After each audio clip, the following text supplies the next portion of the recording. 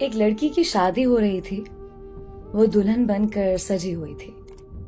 अचानक उसकी माँ उसके पास आई और अपनी बेटी को समझाने लगी।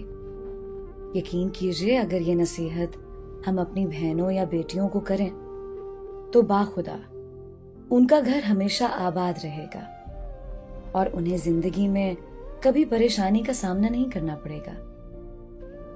माँ अपनी बेटी से कहती है कि तुमने जो कुछ खाया पिया, कभी वहां जाकर इस बात का जिक्र ना करना कि तुमने अपने माँ बाप के घर अच्छा खाया और यहाँ तुम्हें अच्छा खाने को नहीं मिल रहा। पेट में जो चीज चली जाए, कुछ ही घंटों बाद उसकी लज्जत खत्म हो जाती है और याद ही नहीं रहता कि कब हमने क्या खाया था। खाने पर कभी किसी के साथ बहस ना करना। जो मिल जाए शुक्र करके खा लेना।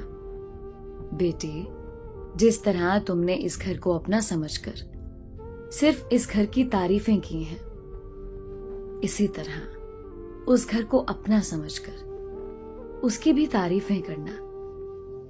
कभी बुराई ना करना। बेशक अब वो ही तुम्हारा अपना घर है। बेटी, तुमने मास्टर किया है, मगर अपनी पढ़ाई का रोब अपने ससुराल वालों पर मत इस्तेमाल करना। कभी उनको ये ना कहना कि मैं आपसे ज्यादा जानती हूं। बेशक अपने घर के मामले में वो तुमसे ज्यादा जानते हैं, क्योंकि हर घर के अपने अलग उसूल होते हैं। बेटी, शौहर को कभी पीठ देखकर ना सोना, क्योंकि अल्लाह पाक औरत की इस हरकत से नाराज होते हैं। ए मेरी प्यारी बेटी, रूठना इस हद तक कि अगर वो एक दफा मनाने की कोशिश करे तो मान जाना, और अगर वो लाख दफा भी ना माने तो 1,00,000 दफा फिर एक बार कोशिश करना। कभी शौहर से ऐसी डिमांड मत करना जो उसकी हैसियत से बढ़कर हो। उसकी मजबूरियों का एहसास करना।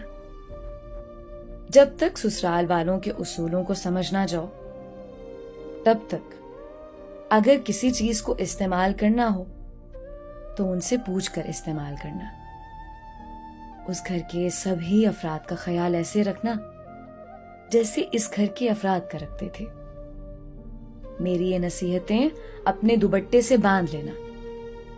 शादी के बाद ना तो तुम्हारे सर से दुपट्टा सिरकने पाए और ना ही ये नसीहत है।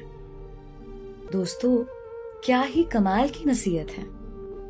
अगर हर माँ इसी तरह से ये नसीहतें अपनी बेटी को करे तो उसकी जिंदगी ना सिर्फ अच्छी गुजरे, बल्कि ससुराल में वो मलिका की तरह हुक्मरानी करती रहेगी। मेरी दुआ है कि अल्लाह ताला तमाम बेटियों के नसीब अच्छे फरमाए। आमीन।